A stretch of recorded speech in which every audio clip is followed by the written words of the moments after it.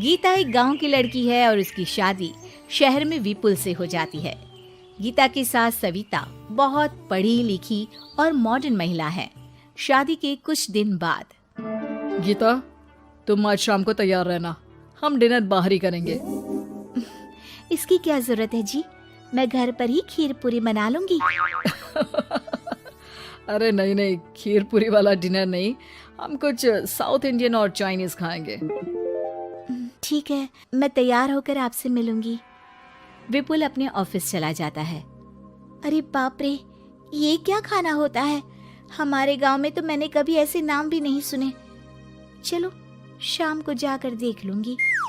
शाम को विपुल आता है और गीता विपुल के सामने आकर खड़ी हो जाती है। देखो जी, आपके आने से पहले ही मैं तैयार होकर बैठी हूँ। अरे ऐसे कौन तैयार होता है? क्या हुआ जी, मैंने लाल रंग की अच्छी सी साड़ी तो पहनी है, इसमें क्या कमी है? ये सारे बाल तुमने सिंदूर से रंग लिए हैं और इतनी मांग क्यों भरी है? अरे आईने में जाकर अपने होंठ देखो, कैसी लिपस्टिक लगाई है। और ये कपड़े देखो अपने, जाओ जाकर बदल कर आओ। हाँ, तो क्या पहन कर आऊं? जो मर्जी पहन लो। वैसे भी अब मैं कहीं नहीं जा रहा, बना लो यहीं पर खाना। दोनों खाना खाकर सो जाते हैं। अगली सुबह विपुल, कल तुम कहीं बाहर जाने वाले थे ना? हाँ, जाने वाला तो था, लेकिन मॉम आपने भी पता नहीं किस गंवार को मेरे साथ बांध दिया है। गुप्ता जी ने बोला था कि बहुत बढ़िया लड़की है, लेकिन ये तो मरा हुआ सांप गले में लटका लिया है। मॉम, मैं मेरे दोस्तों के सामने भी इसे नहीं ले जा सकता, क्योंकि अगर किसी ने इसे देख लिया तो मैं दोबारा मुंह दिखाने के लायक नहीं रहूंगा। ए जी, क्या मैं इतनी बुरी हूँ? पहले तो अपना नाम देखो कि क्या नाम है। इतना ओल्ड नेम, गीता। तो नाम तो बदला भी जा सकता है। मैं तो तुझे ही बदलना चाहती हूँ। मेरा बस चले तो तुझे आज ही बदल दूं। माँ जी, आप ऐसा क्यों कह रही हो? अरे चल हट गंवार कहीं की। खबरदार अगर मुझे माँ जी कहा तो। अभी तो मैं इतनी हॉट और जवान हूँ और तूने मुझे बुढ़िया बना दिया।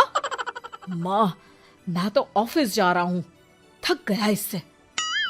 विपुल ऑफिस चला जाता है और सविता शाम को अपने कुछ कपड़े गीता को देती है। गीता, आज तुम्हें आखिरी मौका दिया जा रहा है। अगर तुमने कोई गड़बड़ की तो मैं तुम्हें घर से निकाल दूंगी। ये कपड़े पहनकर बाहर आ जाओ। ये तो जींस है माँ जी। हाँ तो क्या हुआ, पहन ले। गीता जींस पहन लेती है, लेकिन वो उन कपड़ों में बहुत ज्यादा असहज महसूस करती है।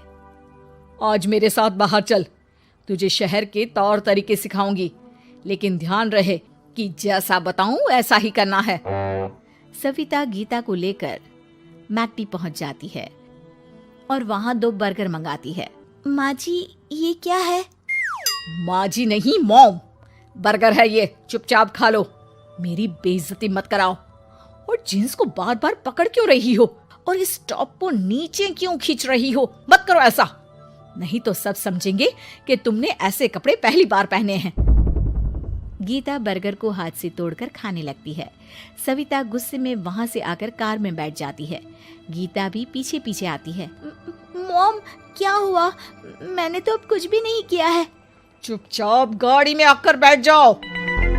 सविता गीता को लेकर घर आ जाती है। अगले दिन गीता, मेरे कुछ फ्रेंड्स आने वाले हैं, तुम किचन में जाकर तैयारियां करो।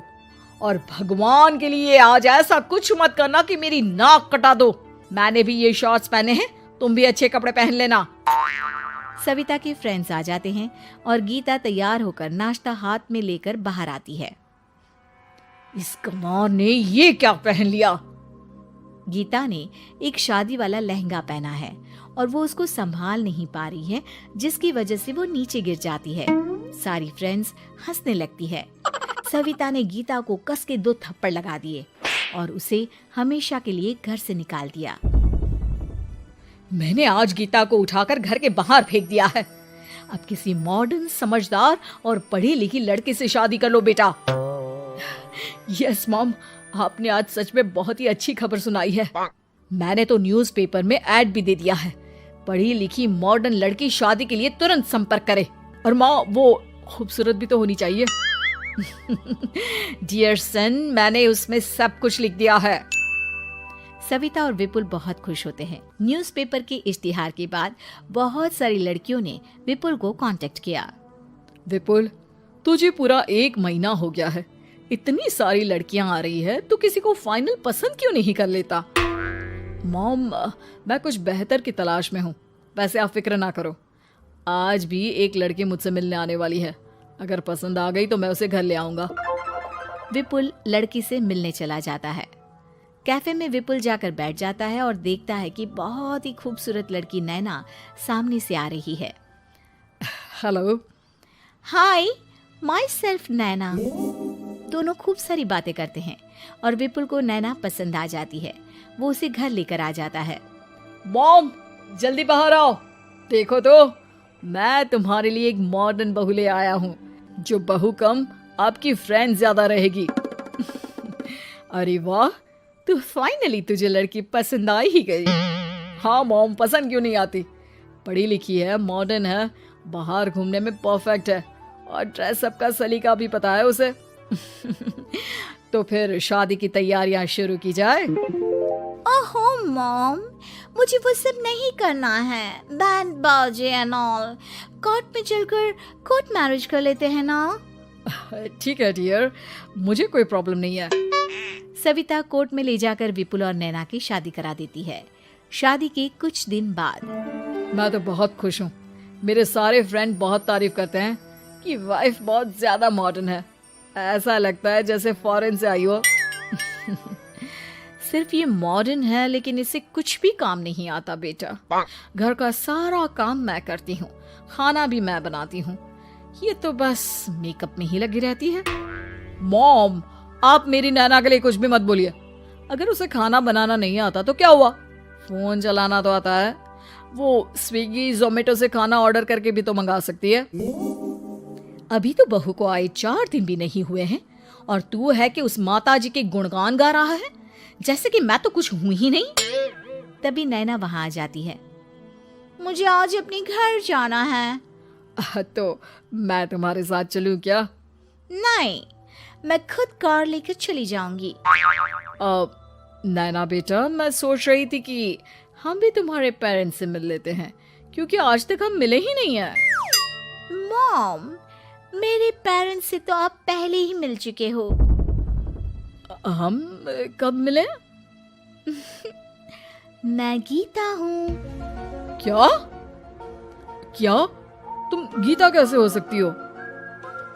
जब माँ ने मुझे इस घर से बाहर निकाल दिया था, तो मैंने अपनी सारी सेविंग्स को खुद की लर्निंग और मेकओवर पर खर्च कर दी और वापस इस घर में आ गई। आज मेरी आंखें शर्म से झुक रही है। मुझे माफ कर दो। मुझे तुम्हारे साथ वो व्यवहार नहीं करना चाहिए था। मुझे भी माफ कर दो बेटा। सविता और विपुल अपनी गलती को सुधार लेते हैं और अब गीता को बहुत अच्छे से रखते हैं।